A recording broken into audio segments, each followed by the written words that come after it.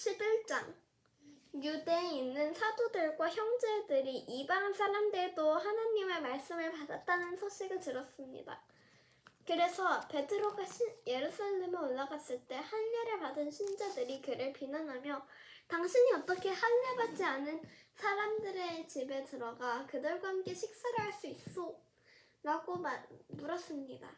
베드로가 입을 열어 그 일을 차근차근 설명하기 시작했습니다. 내가 욥바에서 기도하다가 비몽사몽간의 환상을 보았는데 하늘에선 큰 보자기 같은 게 내 귀토이가 물린 채 내가 있는 곳까지 내려오는 것을 보았습니다. 내가 그 안을 들여다보니 4발 달린 땅의 짐승들과 들짐승들과 기어다니는 것과 공중의 새들이 있었습니다. 그때 베드로야, 이런을 잡아먹어라 하는 소리가 내게 들렸습니다. 그러나 나는 말도 안 됩니다, 주님. 불결하거나 더러운 것은 한 번도 제 입에 들어간 적이 없습니다. 라고 대답했습니다. 그런데 하나님께서 깨끗하게 하신 것은 불결하다고 하지 마라 하는 음성이 들려왔습니다.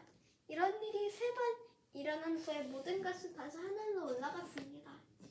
바로 그때 가이사랴에서 나를 부르러 온 3사람이 내가 묵고 있던 집에 찾아왔습니다. 그리고 성령께서 그들과 함께 가기를 주저하지 말라고 내게 말씀하셨습니다. 여기 있는 이 6명의 형제들도 나와 함께 고넬료의 집으로 들어갔습니다. 고넬료는 자기 집에 천사가 나타나서 욥바의 사람을 보내 베드로라는 시몬을 찾아라. 그가 너와 내 온 집을 구원의 말씀을 가져올 것이다. 라고 한 이야기를 우리에게 전해주었습니다. 내가 말을 시작하자 성령이 처음 우리에게 내려오신 것처럼 그들에게도 내려오셨습니다. 그때 나는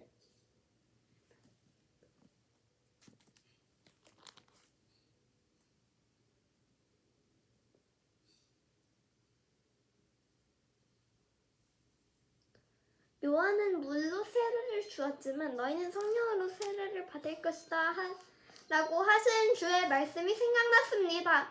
그러니 하나님께서 주 예수 그리스도를 믿는 우리에게 주신 바로 그 선물을 그들에게도 주셨는데 내가 누구라고 감히 하나님을 반대할 수 있겠습니까? 그들은 이 말을 듣고 더 이상 할 말이 없었습니다. 그들은 하나님을 찬양하며 그렇다면 하나님께서 이방 사람들에게 생명 얻는 회개를 허락하신 것이군요 라고 말했습니다.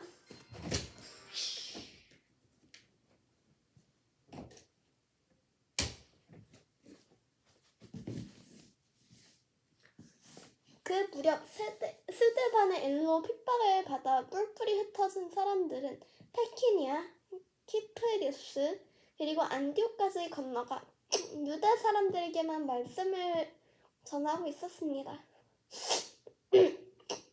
그런데 그 가운데 키프로스와 구네르 출신인 몇 사람은 안디옥에게 들어가 그리스 사람들에게도 주 예수의 복음을 전하기 시작했습니다. 주의 손이 그들과 함께 하셔서 많은 수의 사람들이 믿고 주께 돌아왔습니다. 이 소식이 예루살렘에 있는 교회에서 전해지자 그들은 바나바를 안디옥으로 보냈습니다.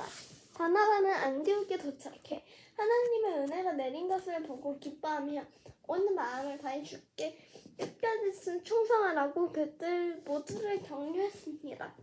그는 착하고 성령과 믿음이 충만한 사람이었기 때문에 수많은 사람들이 주께 나오게 됐습니다.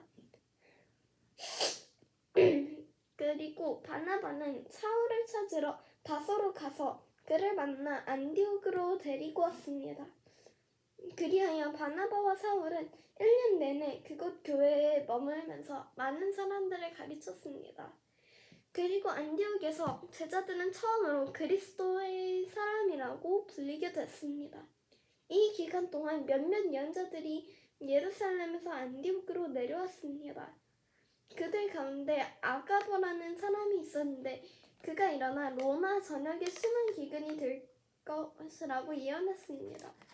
이 일은 글라우디오 황제가 다스리는 때에 일어났습니다. 제자들은 각자 자기 형편에 따라 유대에 살고 있는 형제들을 돕기로 했습니다. 이렇게 해서 그들은 모은 헌금을 바나바와 사울 편으로 예루살렘 교회 장로들에게 보냈습니다.